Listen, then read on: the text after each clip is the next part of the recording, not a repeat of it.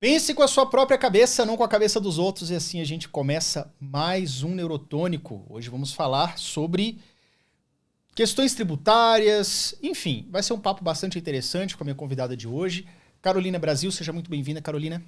Obrigada, olá a todos, é uma alegria estar aqui. Obrigada, Yuri. Espero contribuir aí com as novidades tributárias que estão a todo vapor. Vivemos uma grande transformação na tributação do consumo e, sem dúvida, é um momento histórico para o nosso país. Isso, ela que é presidente do movimento Mulheres no Tributário e que está nos grupos de trabalho da Câmara dos Deputados que trata sobre leis complementares da reforma tributária. Bom, vamos começar justamente com essa tua fala aí.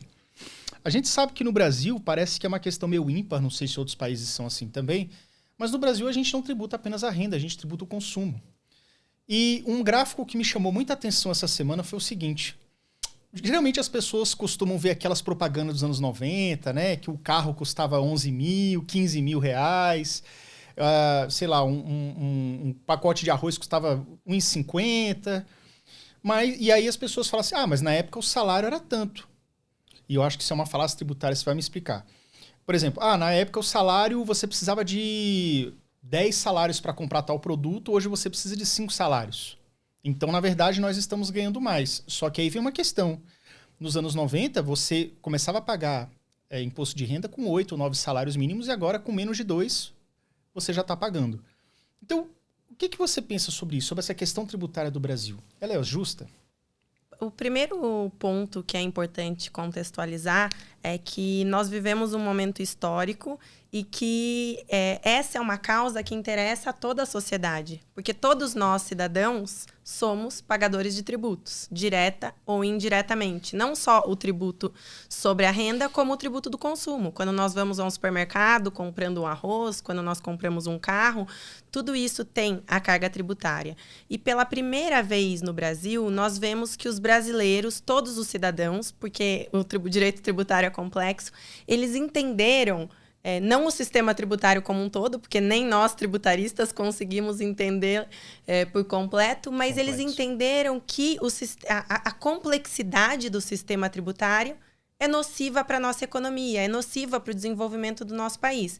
Então, a reforma tributária, a emenda constitucional 132, que foi promulgada o ano passado, ela trouxe esse senso de necessidade de mudança, necessidade de simplificação, necessidade de transparência da carga tributária, e aqui a gente está falando do consumo. Teremos ainda uma reforma da renda, que tem sim essa questão, né, de ter 2 salários mínimos sendo tributados já pelo imposto de renda. As alíquotas do imposto de renda são muito pouco variáveis. Nós temos uma tributação regressiva que não favorece os menos favorecidos. Então, temos todos esses problemas. Mas nós estamos diante de uma grande transformação, porque há décadas é debatida a reforma tributária.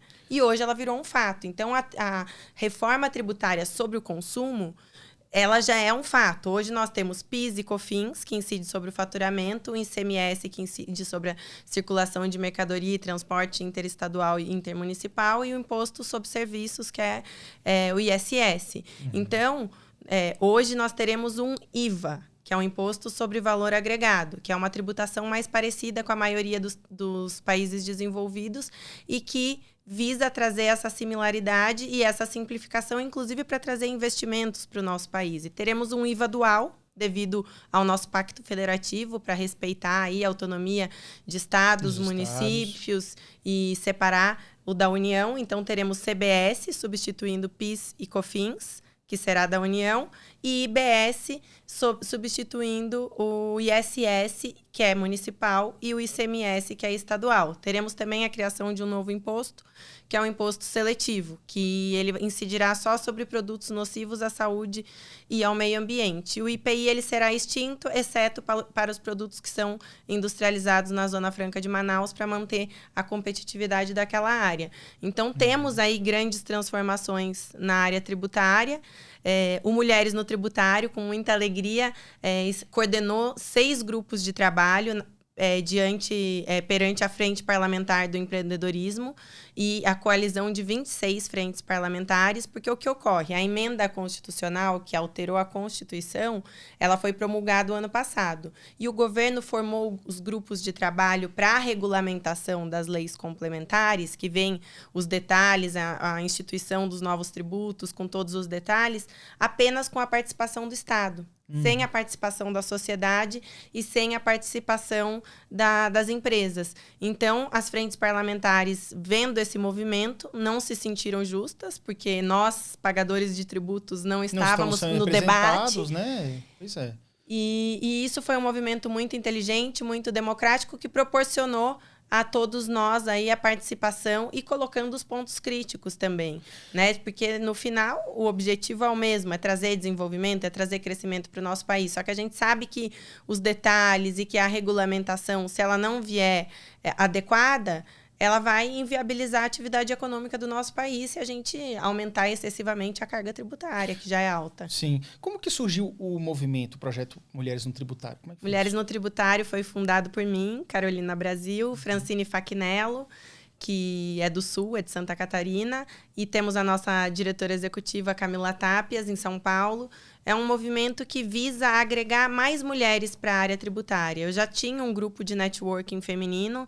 A gente percebe que faltam mulheres em cargos de liderança. Muitas empresas levantam aquela bandeira de na minha empresa a maioria são mulheres, das colaboradoras.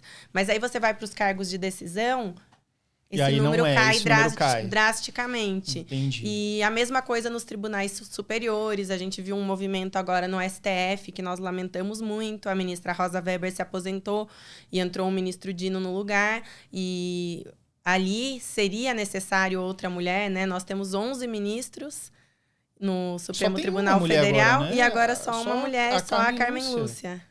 Realmente, isso é injusto. Já teve mais e vem diminuindo, né? Então, é um cuidado que nós temos que ter não só para evoluir em relação aos direitos e ao espaço das mulheres, mas também para não retroceder, como nesse caso.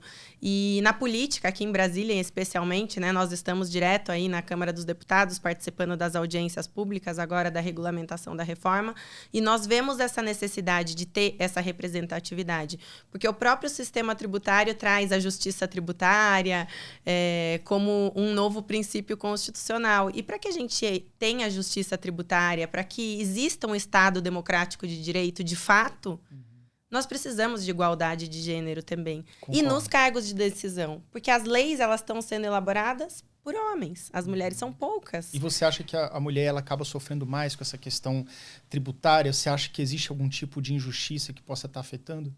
Sem dúvida, a mulher, diante de todo o cenário tributário, de todo o cenário socioeconômico, ela é mais afetada. Mas essa união de mulheres fortes que estão ali se posicionando, ela é fundamental para abrir espaço, para diminuir esse gap, para conseguir equalizar de fato homens e mulheres e para construir um legado aí para as próximas gerações, para que a gente não precise mais falar em liderança feminina e falar sim em liderança. E liderança igualitária, que deve como deve ser. Eu concordo plenamente.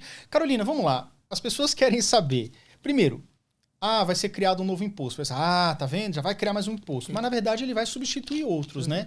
A pergunta que não quer calar é o seguinte, vai diminuir, então, a carga tributária e também a complexidade? Porque acho que quem mais sofre é o pequeno empreendedor, né? A carga tributária, ela não será reduzida. O que existe aí teremos algumas referências para ter uma alíquota teste. A gente vai ter algumas alíquotas de referência para que não haja majoração da carga tributária. Isso. Então, a gente vai ter uma trava ali para que não haja majoração da carga tributária. Mas a gente, sinceramente, eu não sou de exatas, não sei se isso é efetivo, se essa garantia é efetiva, porque nós vemos que para alguns setores visivelmente serão mais onerados. Sim. Não teremos mais benefícios fiscais, a concessão de benefícios fiscais tem vedação no texto, então, exceto as reduções de alíquota que já estão postas ali na emenda constitucional, não poderão haver novos benefícios. Então, tem um ponto positivo, porque às vezes as pessoas falam, né? Ah, é bolacha ou é biscoito. Né? Então, essa parte de classificação, não teremos mais esse problema e não teremos novos benefícios fiscais. Então, muitas vezes, às vezes a gente tem benefícios fiscais bem parecidos, que se aplica para uma coisa, não se aplica para outra. Eu sou favorável à concessão de benefícios fiscais. Eu acho que benefícios fiscais são excelentes instrumentos para o desenvolvimento de políticas públicas. A pandemia nos mostrou isso. Né, a necessidade de intervir na economia, o Estado, então de reduzir o preço do álcool gel, o preço da máscara, porque senão uma inflação ali imensa, uma procura imensa, e aí você é uma questão de saúde pública, por exemplo. E tem que ter, porque senão o preço explode. Mas né? com a nova lei não é possível. Só que tem a questão dos dispositivos médicos, lá já tem algumas ressalvas. Então, o que está ali, ok, mas se a gente precisar de uma coisa diferente do que está ali, teria que ter uma emenda na Constituição e não é uma coisa tão simples assim. Então, é um ponto de preocupação, tem o ponto positivo e tem o contraponto. Mas me diga uma coisa, você não acha que o fato do benefício fiscal, ele não existe porque ele é uma exceção? Você tem uma regra, vou te dar um benefício fiscal, isso é uma exceção.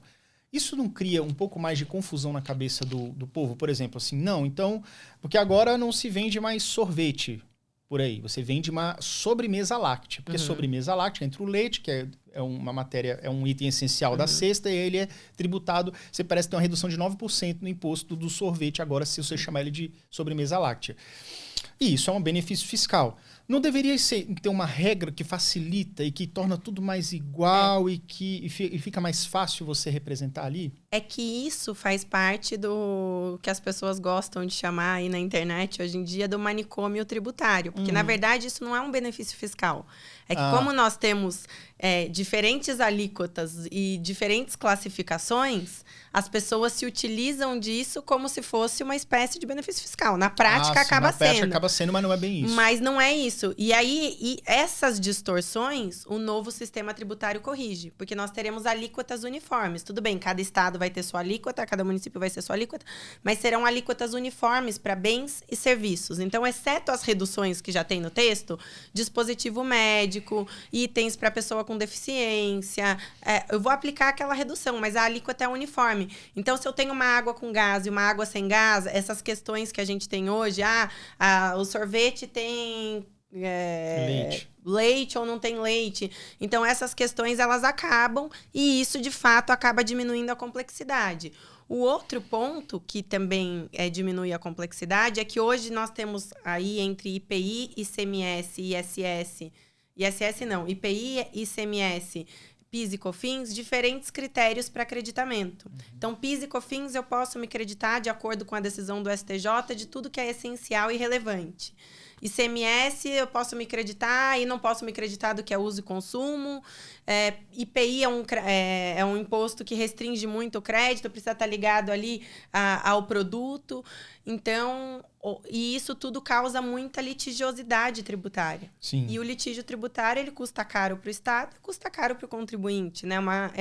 É nocivo. A gente costuma dizer que o litígio tributário ele só favorece o mau contribuinte, o mau pagador de tributos, Entendi. O sonegador, que não faz parte da maioria dos empresários brasileiros. Nós temos estatísticas que nós, brasileiros, às vezes a gente tem a síndrome do vira-lata, mas temos dados muito positivos, que apenas 8% dos contribuintes brasileiros são mal pagadores de tributos. Ou seja, 92% dos contribuintes são bons pagadores. Ele paga tudo então, em dia, quem acaba, certinho. muitas vezes, o bom acaba pagando pelo mal, né? Então, essas distorções, elas precisam ser corrigidas para que o bom contribuinte ele seja beneficiado. E, inclusive, nós temos no texto constitucional como princípio também a cooperação.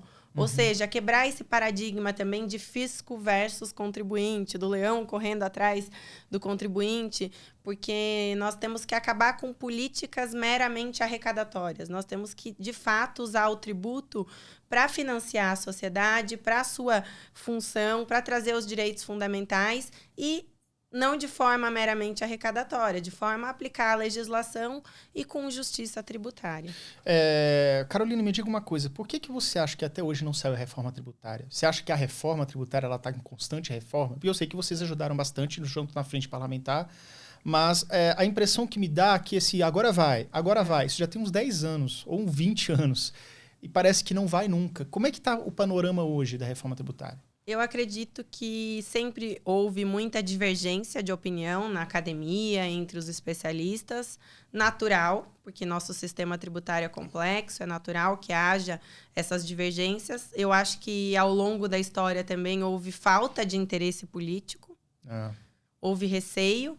E eu vejo esse novo movimento. Eu sou uma entusiasta, eu não sou uma otimista boba, mas eu gosto de pensar pelo lado positivo e eu gosto muito de ver a sociedade participando ativamente. Por isso que eu falo, olha, o tributário não é só de interesse dos tributaristas e dos empresários, é de todos os cidadãos, porque todos nós somos pagadores de tributo. Sim. E o tributo, ele financia a sociedade, ele financia o Estado, ele é para garantir os direitos fundamentais. Então, o artigo 5º que nós temos ali na nossa Constituição, saúde, segurança, o tributo é para financiar tudo isso. Então, a gente precisa dessa consciência e, respondendo à sua pergunta, eu acredito que, dessa vez, virou uma causa da sociedade. Eu acho que a sociedade está chegando à conclusão, até as pessoas menos esclarecidas, de que paga-se muito imposto, paga-se muito imposto, é uma coisa que é desigual, que é desumana e que isso traz um atraso. Então, eu realmente vejo isso, a participação mais forte, mais presente da sociedade. E aí eu lhe pergunto, você já me falou sobre essa simplificação, já me falou como vai ser feito, mas você não acha que o modelo básico ele precisa ser revisto? Por exemplo, é o que me falaram algumas vezes. No Brasil, você tributa renda e consumo. E isso, naturalmente, gera uma desigualdade, porque quando você tributa consumo, significa que aqueles R$40 que você paga no arroz, 20 é imposto. E R$20 para quem ganha muito é troco de pão. R$20 para quem ganha um salário mínimo é muita coisa. Então, o pobre está sempre na parte mais frágil e tributar o consumo piora ainda mais a situação da pessoa menos favorecida. O que você pensa sobre isso, assim, às vezes, como Carolina? O que você acha que poderia ser o ideal? Quando nós falamos em tributação do consumo, e esse modelo que nós temos agora, que é o IVA dual, CBS e IBS, quem é o contribuinte, de fato, é o consumidor final. Então, o imposto, ele passa, né, você traz uma neutralidade na tributação para que quem pague esse tributo seja o consumidor final. É assim que é feito na maioria dos países do mundo. Só que o ponto do Brasil é que essa tributação do consumo, ela é muito alta. E a tributação da renda, ela é desproporcional. Nós temos ali, por exemplo, de RPJ, o imposto de renda da pessoa jurídica, nós temos 15% até 240 mil no ano, que é 60 mil ali o trimestre, e a partir disso, o adicional de 10%. A partir disso, 25%. Sim. Ou seja, uma empresa que fatura R$250 mil e uma empresa que fatura 20 bilhões... tem a mesma carga tributária de imposto sobre a renda da pessoa jurídica. Na pessoa física, nós também temos essa desproporcionalidade. Então, o próximo passo que está previsto na agenda do governo, após a aprovação da regulamentação da Emenda Constitucional 132, que traz todos os detalhes aí, todos os pontos da reforma tributária do consumo, está prevista a reforma da renda, que também é uma pauta do governo. Então, provavelmente, o ano que vem, eu acredito, que seja aprovada. E esses são pontos que precisam ser revistos para que a gente consiga equilibrar e consiga trazer, de fato, justiça tributária. Um ponto positivo que também tem nessa reforma sobre o consumo é a questão do cashback. A gente tem lá a cesta básica e tem alguns itens que poderão ser devolvidos o valor dos tributos para as famílias de baixa renda. Então, esse é um ponto positivo. De fato, buscar o combate a essa tributação regressiva, a combater as desigualdades. Então, isso é algo favorável. A gente ainda não sabe como vai ser a dinâmica disso, como vai funcionar. Talvez de um fato. Cadastro, se você se enquadra como baixa renda, você compra alguns itens e você tem um retorno. Isso, já tem um limite lá, eu não me recordo agora se é 1 salário ou até 2 salários por pessoa da família, para que tenha o benefício. Porque, de fato, o preço que eu pago no arroz é o mesmo preço que uma pessoa que ganha metade ou um salário, né? Então, isso corrige algumas distorções também, embora seja um grande desafio. Mas acredito que estamos andando para frente. O que me incomoda, Carolina, é que sempre que eu vejo as pessoas falarem, tipo assim, não, porque tá errado o imposto de renda, tá desigual. Aí, como é que eles querem equalizar? Então vai ter uma faixa que vai cobrar 40%. Tipo assim, tudo bem, realmente, vamos lá. A partir de 30 mil por mês, você já vai ter 40% de retenção de imposto de renda. É mais justo do que, né, você tributar quem ganha a partir de 2 salários mínimos, sendo que a gente sabe que todos os produtos estão caros. Todo mundo chega nesse consenso. Mas eu acho assim, gente, vocês sempre estão tributando para mais. Por que não tributa para menos? Por que não reduz, então? Não estica essa corda. Não volta assim, só a partir de 9 salários mínimos, como era lá em 94, é que você começa a pagar imposto de renda, você tem uma coisa mais suave. Porque tem a questão da curva de Laffer. Né? Os economistas têm... acho que o governo ele ignora essa curva de Laffer. Ele acredita que a única maneira de você arrecadar mais é você colocando mais impostos em um monte de coisa. E não é assim que funciona? Será que, de repente, não tem que ter um movimento da sociedade dizer assim, governo, vamos fazer o seguinte, vamos reduzir um pouquinho, porque vai aumentar o consumo, a gente vai comprar mais bens, e aí, naturalmente, vocês vão arrecadar mais? É difícil chegar nesse consenso, né? Porque o governo ele precisa conter o déficit, e aí tá nessa corrida arrecadatória. Inclusive, tivemos uma medida provisória semana passada que foi derrubada na área tributária também, tentando restringir a compensação de créditos de PIS e COFINS com outros tributos federais, que é uma prática muito comum nas empresas, principalmente em empresas exportadoras, que são empresas acumuladoras de crédito de PIS e COFINS. Então, elas fazem essa compensação com outros tributos federais.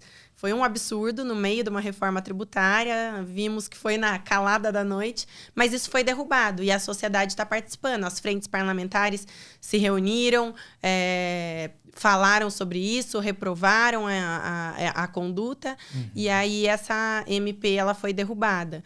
Então, é importante ter isso, e aqui quando você está falando dessa questão da curva de Laffer, eu lembro também da questão do Simples Nacional. Esse é um ponto que eu até vou falar hoje na Câmara dos Deputados, e que o Simples Nacional ele é a porta de entrada do empreendedorismo no Brasil. Sim, Nós sabemos que a maioria das empresas brasileiras são empresas familiares. E o Simples hoje, na reforma tributária, estamos tendo uma transformação na tributação do consumo como um todo. Mas ele está sendo mais afetado, principalmente as empresas do meio da cadeia do Simples. Porque hoje elas dão um crédito de PIS e COFINS integral, e a CBS, que vai substituir o PIS e a COFINS, ela vai passar a dar o crédito efetivamente recolhido, o crédito que é reduzido ali no regime de arrecadação simplificado. E esse crédito ele é dado integral para que essas empresas do Simples elas tenham competitividade. Então, uma indústria que vai vender para uma outra indústria ou para um atacadista, ela dá um crédito como uma outra empresa grande, porque geralmente as empresas grandes já não estão no lucro, já não estão no Simples. Então, ela acaba tendo competitividade. E esse é um ponto que causa preocupação. E até porque a gente sabe que o Simples, ele combate a informalidade, né? Ele é um estímulo para você trazer a formalização, ele é um estímulo para combater a sonegação. Então, é um ponto de preocupação, e até porque nós estamos falando da maioria das empresas brasileiras. Você acha que o Simples Nacional, do jeito que ele está, ele é justo? Porque, assim, uma vez já me falaram que, por exemplo, se você tem uma distribuidora, um boteco da esquina, e aí você vende cerveja. Aquela cerveja você vai vender, você vai ter um lucro ali, mas aquela cerveja vai ser tributada, sendo que, na verdade, ela não deveria, porque ela já foi tributada na cadeia. Então, aquele imposto sobre imposto, em cascata. Você acha que a questão do imposto em cascata, que tanto afeta os comerciantes e, na ponta, o consumidor, não deveria ser revista também? Essa reforma, ela vem de uma maneira a combater isso? Exatamente. Essa é a base de toda a reforma tributária, a não cumulatividade, trazer essa neutralidade. Então, isso é de suma importância e é um ponto que nós estamos defendendo muito também no Grupo Mulheres no Tributário, porque no texto ele traz que o crédito ele poderá ser de todas as aquisições para o desenvolvimento da atividade econômica, exceto uso e consumo pessoal. Só que ele já traz algumas coisas como uso e consumo pessoal, como comunicação.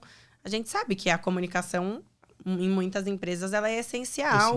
Para a atividade econômica ali. Eu não estou falando da comunicação que vai ocorrer da porta para fora, no final de semana, talvez ter uma metodologia para mensurar isso. Alimentação, a gente sabe que tem empresas que fornecem alimentação no local, tem empresas que fornecem vale-refeição, e isso tudo também afeta a neutralidade. E EPI e uniforme, eles trazem ali critérios para o creditamento. Então, temos medo, receio que as autoridades fiscais interpretem e restringam esse crédito.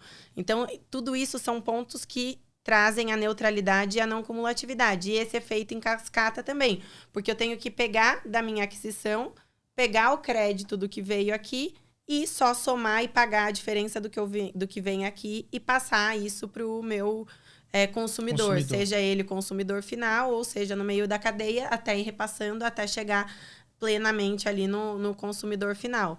Esse é um grande desafio e é a base da reforma tributária. Porque nós estamos falando aí entre CBS e IBS num IVA de 26,5%, que já estaria entre os IVAs mais altos do mundo, que é o Imposto sobre o Valor Agregado. E se a gente falar num IVA de 26,5% e não garantir uma não cumulatividade plena, nós vamos inviabilizar a atividade econômica de muitos setores. E isso é uma causa que interessa a toda a economia. Não é uma causa... A gente sabe que existem algumas bandeiras do agro, algumas bandeiras da saúde. Essa é uma causa realmente de interesse nacional e que é um ponto de preocupação. Você acredita que tem pontos negativos sobre a reforma? Coisas que você acha que pode mudar? Por exemplo, eu tenho um dado aqui que, segundo algumas notícias, a reforma ela é fundamental para o Brasil, né? Pois ela vai possibilitar um crescimento econômico de, no mínimo, 12% a mais. Além disso, ela vai reduzir as desigualdades sociais e regionais e se traduzirá em mais empregos e renda para as pessoas. Isso é o que se espera. Mas ainda pelo que vocês estão lutando, tem pontos de melhoria? E quais seriam esses pontos de melhoria? Muitos. Olha, eu disse há pouco que eu sou entusiasta, que eu não sou uma otimista boba, mas que eu sou uma entusiasta da melhora e do desenvolvimento. Uma entusiasta do otimismo. Uma assim. entusiasta do otimismo. Mas a promessa, a base da reforma, ela é maravilhosa. Os novos princípios constitucionais, que vamos falar que são as premissas fundamentais ali, são 5. Simplicidade, transparência, cooperação, defesa do meio ambiente e justiça tributária. Ninguém vai negar que tudo isso é maravilhoso. Acho que ninguém ousaria a reclamar de nenhum dos 5. Mas nós precisamos que esses princípios não só estejam postos no texto, como estão, mas como eles sejam efetivos. Então, eu quero que dê muito certo, eu quero crescimento, eu quero desenvolvimento para o nosso país, mas eu elencaria aqui alguns pontos de preocupação, inclusive pedindo a atenção dos parlamentares, das pessoas que estão nos escutando e que trabalham aí ativamente na reforma. Estamos apresentando isso na Câmara também, mas que é em relação à não cumulatividade, como eu falei, de garantir o crédito pleno. A questão do split payment, que é uma ferramenta que vai separar já o tributo do valor ali da operação mesmo. E caso esse split payment não funcione, que esse crédito tributário ele não possa ser vinculado ao efetivo pagamento, senão eu estou colocando o papel do fiscal no contribuinte e também estou restringindo muito o crédito, inviabilizando ali talvez aquele crédito tributário.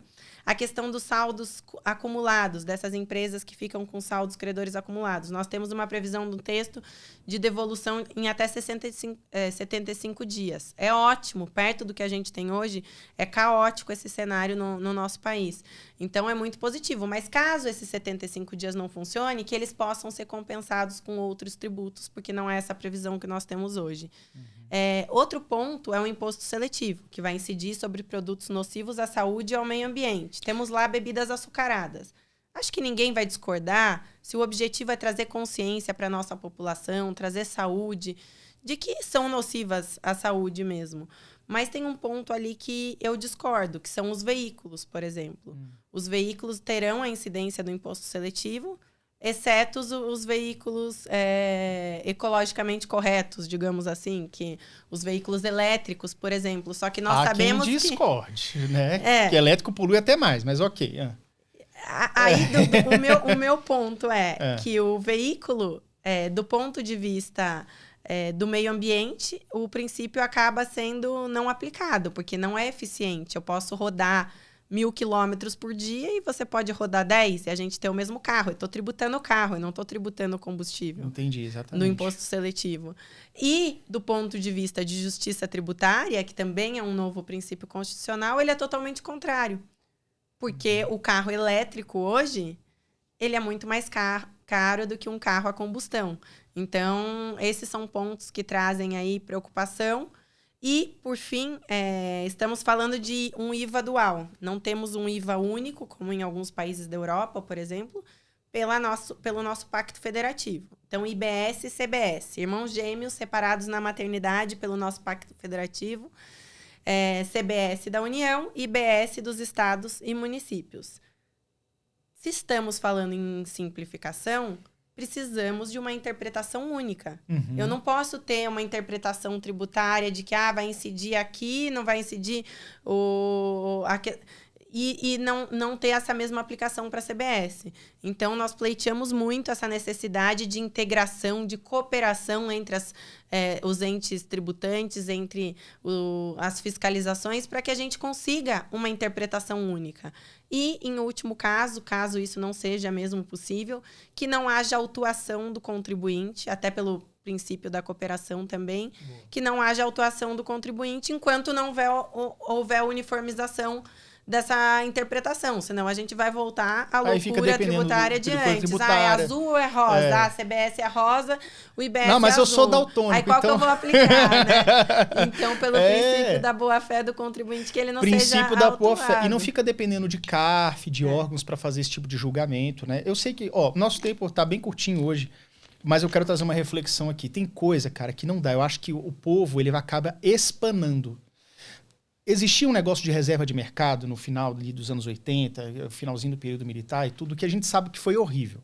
A gente virou uma favela tecnológica porque, para incentivar a indústria nacional, a gente vai sobretaxar os produtos importados. Então, para você ter um computador naquela época, era muito difícil. Videogame mesmo, o pessoal tinha que contrabandear e tudo. O que eu estou dizendo é o seguinte, existe o caso do cigarro. O cigarro é um dos produtos mais taxados do universo aqui dentro do Brasil. Porque a cada 10 anos eles estão lá, não, vamos aumentar porque é nocivo, vamos aumentar. Mas chega um ponto que o brasileiro começa a contrabandear. É tipo assim, cara, eu não vou pagar R$10 no maço, sendo que eu poderia pagando 3 e R$7 é de imposto. Eu vou trazer do Paraguai e vender por 5. Uhum. E que se dane, podem me rastrear. E, assim, o brasileiro, ele dá um jeito. E aí eu acho que isso é perigoso, porque quando você chega, por exemplo, há bebidas açucaradas, daqui a pouco vai começar a rolar uma coisa assim também, entendeu? Então, assim, eu acho que tem que haver uma conscientização, mas não pode apertar demais. Uhum. Punindo, porque pune o consumo. Quando você fala assim, não, mas aí o veículo a gasolina ele vai ser sobretaxado frente ao elétrico. Tá, a gente já tem um carro que é extremamente caro, vai ficar mais caro ainda, porque polui. Pô, cara, tipo, planta árvore, entendeu? Assim, o que eu tô dizendo é que o brasileiro, ele se revolta, porque a solução que o governo costuma dar é tipo assim, não, isso aqui faz mal, vamos botar uma taxinha a mais. Sei lá, faz outra coisa. Enfim, é uma reflexão aqui, não sei se você concorda, mas chegando nessa reta final aqui, eu queria trazer essa reflexão. Eu concordo plenamente. Inclusive, uma das dificuldades que nós temos no Brasil, nós temos 2 grandes problemas no Brasil, que é a sonegação e a corrupção. E a sonegação a gente só consegue combater trazendo consciência arrecadatória para o brasileiro. E como que nós vamos desenvolver consciência arrecadatória? Trazendo aquela sensação de justiça tributária, de que o que eu estou pagando é justo. Então, a gente precisa desenvolver isso. Por isso que o desenvolvimento de políticas públicas e da própria tributação, ele precisa ser pensado de forma justa. Porque aí nós estamos combatendo, de fato, de forma efetiva, a sonegação. Concordo plenamente.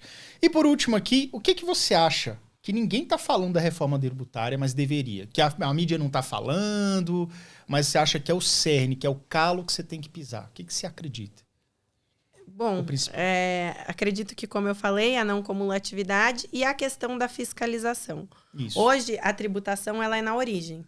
A tributação, com a reforma, ela passa a ser no destino. até para combater a guerra fiscal, então não tem mais benefício fiscal regional, ela passa a ser no destino. Só que hoje, se eu tenho uma fábrica no Rio Grande do Sul e eu vendo para os outros 26 estados e estou em 5.000 municípios, eu sou fiscalizada no Rio Grande do Sul. Né? Então, meu ente ali, a minha fiscalização está ali. Agora, eu vou passar a ser fiscalizada por 5.000 municípios? Por 27 estados? Então, e essa integração também, né? Da fiscalização. A gente está falando em cooperação. A fiscalização ela tem que ser integrada, tem que ter união estados e municípios ali através do comitê gestor, mas de forma única, integrada. Não é tirar o cargo que já tem dos fiscais municipais, dos fiscais estaduais, é trazer eles para dentro de uma estrutura integrada. Estamos falando tanto de tecnologia, de inovação, ter um portal digital, para que isso favoreça tanto o trabalho dos fiscais, aumentando a eficiência da fiscalização, aumentando a eficiência da arrecadação, quanto para o contribuinte.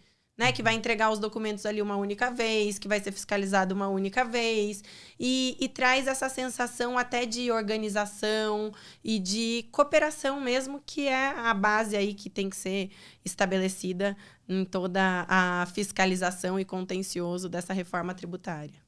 Carolina, eu quero dizer para você que eu sou também um otimista, tá? E talvez um entusiasta do otimismo também, porque eu realmente acredito que dias melhores virão e vem melhorando. Acho que o Brasil passa por altos e baixos, mas eu sei lá, acho que no finalzinho a gente está sempre melhorando um pouco mais, e eu acho que a reforma tributária e depois a reforma da renda, né, que você falou, é realmente essencial.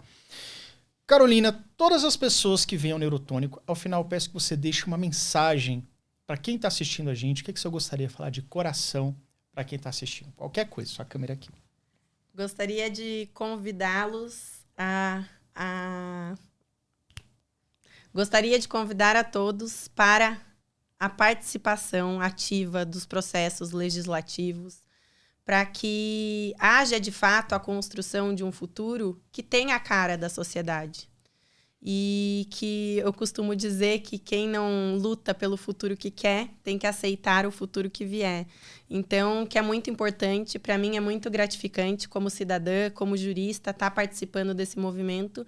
Pretendo estar aqui em Brasília toda semana, a cada 15 dias, não só para a reforma tributária, mas despertou em mim, e eu espero que desperte em todos vocês, essa vontade de participar, essa vontade da mudança. E quando alguém chegar do seu lado e ficar reclamando, pergunta: qual a sugestão que você tem? Qual a sugestão que você tem? O que você tem feito por isso? Porque reclamar é muito fácil.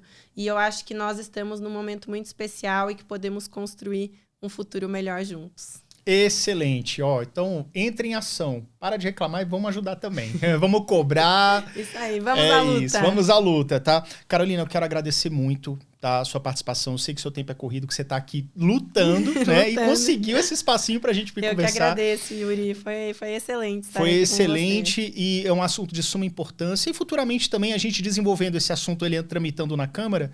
Volte aqui, sempre bem-vinda para a gente trazer as atualizações também para as pessoas. Com certeza, será um prazer. Muito obrigada. Como as pessoas podem te encontrar nas redes sociais? @CarolinaBrasil no Instagram, no LinkedIn, Ana Carolina Brasil Vasques. E também @Mulheres no Tributário e Mulheres no Tributário no LinkedIn. Estou à disposição, de portas abertas. É isso aí. E se você quiser seguir, não se preocupa, porque esses links que ela falou já estão na descrição desse vídeo. Não se esqueça de curtir, comentar, compartilhar com todo mundo. E vejo vocês no próximo podcast Neurotônico. Valeu, até logo e tchau, tchau.